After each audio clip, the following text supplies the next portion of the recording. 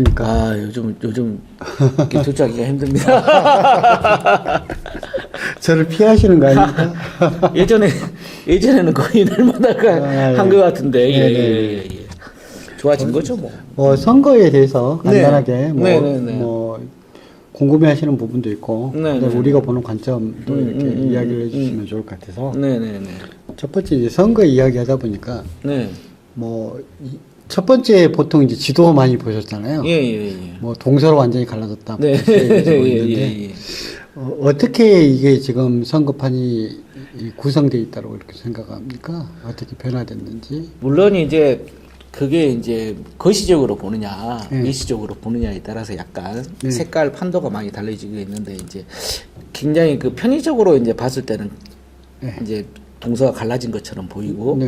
굉장히 그 세부적으로 들어가면 거기에 이제 그 지역에 따라서 그 충청도도 다 파란 게 아니라 뭐 옥천이라든가 뭐 이런 쪽은 또 이제 네. 빨간 쪽 이렇게 국민의힘을 지지하는 쪽도 많이 있었고 그러니까 이런 부분들을 저도 이제 물론 저뿐만 아니라 뭐 국민들도 네네. 많이 이제 여러 자료를 통해서 보시겠죠. 네네네. 보시는데 결론은 이런 것 같습니다. 결국은 이제 저번에도 이야기했듯이 자, 국민의힘을 많이 지지하는 경상도, 대구, 경북 세력하고 이제 조금 이제 올라오긴 했지만 경남 PK 이 지역은 어찌됐든 국민의힘이라고 치고 뭐 이제 완벽하게 이제 올 지지를 보여줬던 호남 쪽 이쪽으로 이제 경계로 해서 네. 이제 중도층 이제 결국은 선거에서 가장 중요한 것은 저는 이제 서울 경기라고 생각을 하고 네네. 서울 경기가 결국은 민주당을 지지를 해줬기 때문에 네네. 많이 이렇게 앞서간 거 아니었나 네네. 이런 식으로 볼 수가 있겠고 평가를 했는데 이제 그런 평가를 하더라고요. 그러니까 이재명 후보가 전에 비해서 네. 한 110만 표 정도, 116만 표 정도를 갖다가 네네. 수도권에서 전 선거 후보로 나왔을 때보다 더 네. 많이 받았다. 네네네. 라고 하는 이야기들을 하고 있고요. 예. 그 다음에 이걸 갖다가 이제, 국회의원 선거구로 이렇게 해가지고 또 구분을 해보니까, 그러니까 256석이죠. 254석이죠. 254석 지역구 중에서 국민의힘당이 전에 이제 더 우위에 있었던 곳이 91석이거든요. 네. 91석. 그러니까 지역구에서 이렇게 됐는데 이번에 이렇게 하고 딱 계산을 해봤더니 숫자를 씌워봤더니 네. 79개예요. 아, 국민의힘. 예. 그럼 많이 떨어져 버렸네요. 예. 12석이나. 네네. 상당히 큰 차이인데요. 네네. 예. 근데 이제 강원도라든지 했다 하더라도 강원도로 해가지고 국회의원 숫자 이렇게 되면 원주라든지 아니면 이제 인구가 많은 춘천이라든가. 이런 곳은 또 이제 국민의힘당이 굉장히 저조하게 전에보다 많이 뭐 이번에도 맞죠. 거기는 이제 이재명 대통령을 지지를 했었고. 네네. 이런 것들 갖다가 보면서 좀 차이가 많이 좀 낮다라고 저는 사실 판단을 하는데, 그리고 이제 서울 같은 경우에도 이제 지도 하나 잘못 나온 곳도 있긴 한데, 그러니까 우리가 보통 이야기하는 강남구, 서초구, 송파구, 강남 3구라고 하죠. 그다음에 용산, 그다음에 동작구까지도 그쪽이 표 많이 얻었다라고 하는 그래픽이 하는 게 있는데 동작구는 사실 전통적인 민주당 지지세였다가 저번 총선 때는 나경원 지지율이 좀 되었긴 했죠. 해가지고 보니까 확인을 해본 결과 동작구는 민주당이 이긴 걸로 그렇게 이제 이야기가 나와서 그것은 어떤 신문사에서 조금은 실수한 것 같다라는 생각이 좀 하고요. 그래서 이제 결국 그렇게 해가지고 한다 하더라도 그러면 의석수로 한다면 강남에 3개, 송파에 3개, 그 다음에 서초에 2개, 그 다음에 용산 하나, 9개밖에 안 돼요. 그뿐만 아니라 이제 그런 것이 굉장히 차이 많이 나는 것이 지금은 이제 인천하고 경기도 같은 경우에는 인천은 이제 섬 지역도 있고 해가지고 인천 강화도 그쪽은 이제 거의 이제 북하고 연결이 돼 있다 보니까 국민의힘 쪽이 상당히 강합니다. 그러니까 보수 네네. 지지층이 강하고 네네. 그 외에 인천 지역은 거의 민주당 세죠 지금. 근데 이제 이번에는 이제 그렇게 해가지고 예, 예. 국회의원 지역구로만 따져가지고 예. 계산했더니 전석 다 민주당이 조금이라도 1%라도 유리한 걸로 이렇게 나오고 있어요. 경기도에서도 이제 한 두세 개 정도는 빼놓고는 전부 다 예, 민주당이 높은 곳이 나와. 그러니까요. 그런데 이제 하시는 분들이 이제 그런 질문들을 많이 하세요. 내란까지 이렇게 한 정당인데 어떻게 그렇게 찍을 수 있느냐라고 말 나오죠. 네네네. 그 말에 대해서는 이제 어떻게 생각하십니까? 물론 이제 속 상할 수 있어요. 네. 왜냐하면 계엄까지는 그러니까 네. 국민에게 총뿌리를 들이댔지 않습니까? 들이댔음에도 불구하고 그 단단한 그 제1당, 2당을 했던 양당 체제가 굳혀져 있는 지역주의에 기대서 그렇죠. 그러한 부분이라고 저는 생각하거든요. 그러니까 지금 이 김문수 이재명 대통령하고 김문수하고의 싸움은 이 두 명의 싸움이 아니라 한마디로 말하면 그 정당대 싸움이었던 것도 간과를 하면 안 되고, 예, 그래서 사실은 내란이라는 건 잘못됐어. 하지만 국민의힘이 밀리는 거에 대해서는 도와줘야 되는 거 아니야. 이런 심리도 저는 장요균을 많이 했다고 생각을 하거든요. 어떻게 보십니까? 저는 이제 거기 부분을 갖다가 많은 부분 인정하면서도 이제 추가적으로 생각하면 이런 것도 있지 않을까라는 생각이 듭니다. 그러니까 내란이라고 하는 걸 갖다가 하는 것은 그것은 옳지 않죠. 비민주적이고. 그렇죠. 그런데 문제는 내란을 일으킨 세력이라는 거예요. 내란을 일으킨 세력은 어떠냐면 자기 편과 자기 편이 아닌 사람을 갈라가지고 탄압을 하거든요. 그렇죠. 맞죠. 그러니까 이제 후세인이 보면 후세인이 보면 뭐 시아파하고 순위파가 있으면 자기 파는 소수이지만 그렇죠. 다 뭐 이렇게 해가지고 해주고 반대파만 이렇게 정치적으로 이렇게 탄압을 하는 것이 나타나지 않겠습니까? 낙인을 지키면 안 되네요.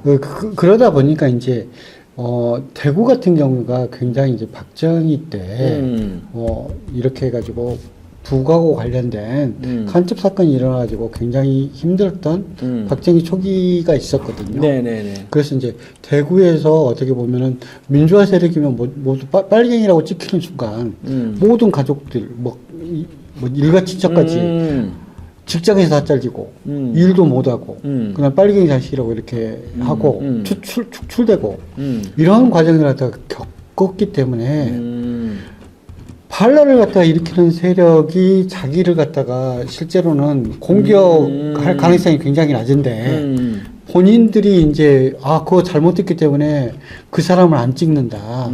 그 사람들에게 표를 갖다가 덜 가면 여기도 또 해가지고 그런 어떤 아픈 실제로는 그런 가능성이 없음에도 불구하고 그런 어떤 두려움도 그렇죠. 같이 존재하는 게 아닌가라는 생각을 그 좋은 글씨 효과가 있는 거죠. 네, 뭐 그렇게 생각할 수도 있겠습니다.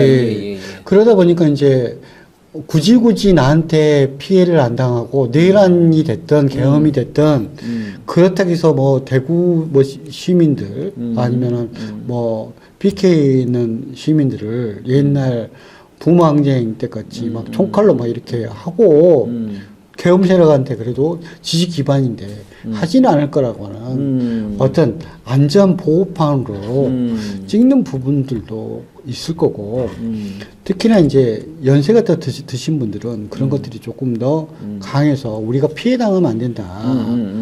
우리가 모든 걸 갖다가 잃어버릴 수는 없지 않느냐라고 하는 생각들도 같이 포함되어 있는 두려움이 투표에 있어서 뭐 극적으로 뭐 이렇게 해가지고 반전. 그러니까요. 저도 이번에 보면서 이게 이제 한계인데 이 집단 트라우마를 어떻게 극복을 할 것이냐. 쉽지는 않겠죠. 왜냐하면 우리나라 해방 이후의 역사가 사실은 학살의 역사였고. 네네네. 이제 이런 부분에 대해서 누가 이야기를 하면은 그걸 믿지도 않으니까 사실 제가 누구한테 이야기를 한 적이 있어요. 1950년, 그러니까 6.25 이전에 이승만 정권이 민간인 학살한 게 학술적으로도 50만 명이다. 50에서 55만 명이라고 하니까는 믿지를 않더라고요. 그 말도 안 되는 소리 하지 마라. 네네. 근데 이제 그런 것을 당해본 사람들은 이게 머리가 몸에 체득이 돼 있기 때문에 네. 결국은 그 환경하에서 쉽지 않을 거다.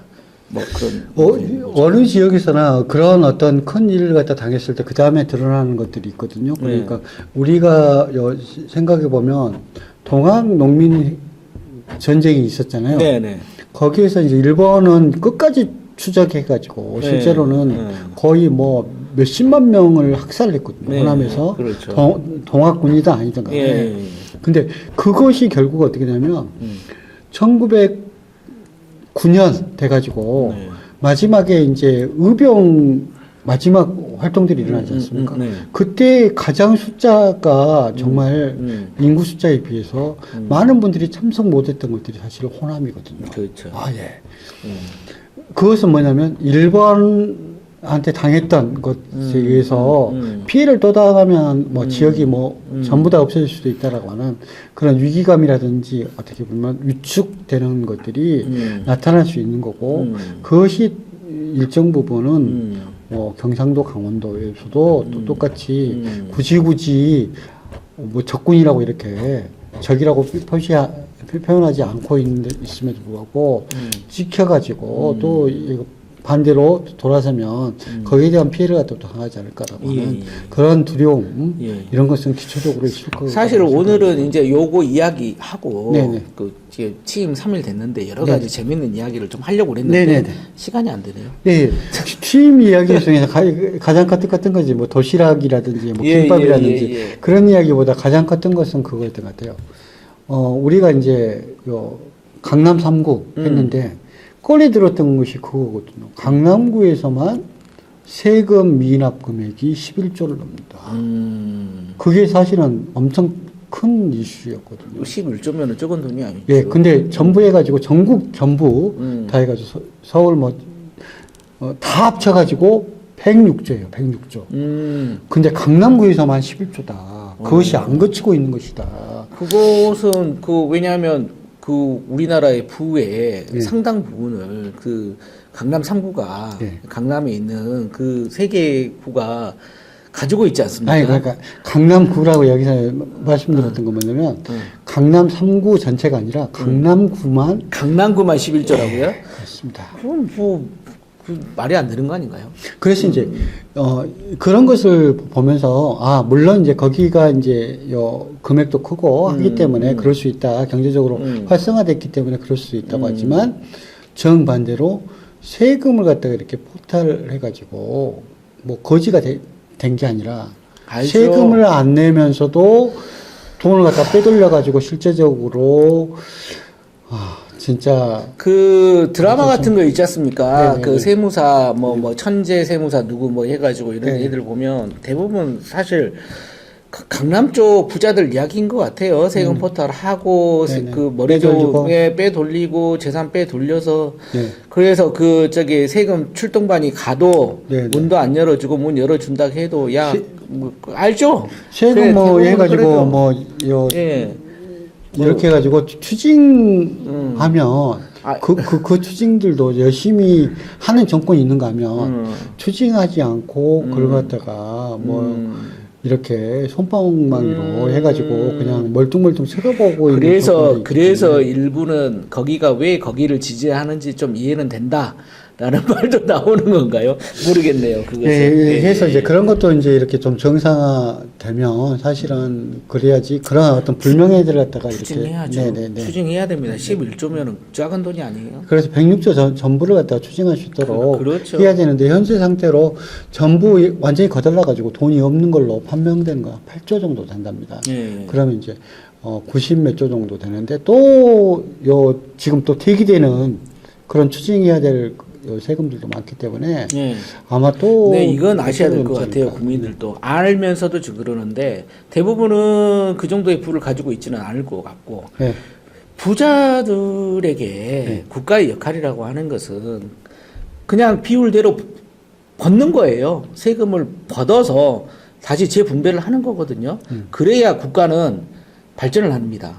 소수 이익 자들을 진짜 소수의 그 가진 자들의 그 이익을 대변을 해주면 결국은 후퇴할 수밖에 없는 거죠. 뭐 미국에서도 가장 크게 나타나는 게 네. 바람과 함께 사라지다라고 하는 거 예, 나오잖아요. 예, 예. 대장원 있고 뭐 대저택 있고 그다음에 예, 그렇죠. 독과점 해가지고 예, 예. 록펠러가 엄청 큰 뭐 네네네네. 미국 GNP의 예. 2%를 갖다가 자기 재산으로 가지고 있다라고는 이런 시대에는 항상 미국의 경제 발전이라든지 경제가 힘들었어요. 맞죠. 그렇기 때문에 중산층이 잘 살고 소수의 독점돼 있는 사람들이 엄청난 부 또는 세금 혜택을 갖다가 받는 사회에서는 미래가 없다는 걸 갖다가 좀 아셨으면 좋겠다라는 생각을 합니다. 그게 토마스 피케티의 자본론의 핵심 주제 아니었던가요? 예, 예. 알겠습니다. 중산층을 살리는 네. 중산층이 살아야 됩니다. 그런 선거 이야기. 네. 또 다음에 또 안 했던 이야기들은 또 다음에 또 하시기로 하죠. 아, 예, 예. 잘 들었습니다. 예, 예. 네네. 근데 우리 언제 뭐 이렇게 또 봅니까? 어. 보는 걸로 이렇게 약속하는 걸로 하겠습니다.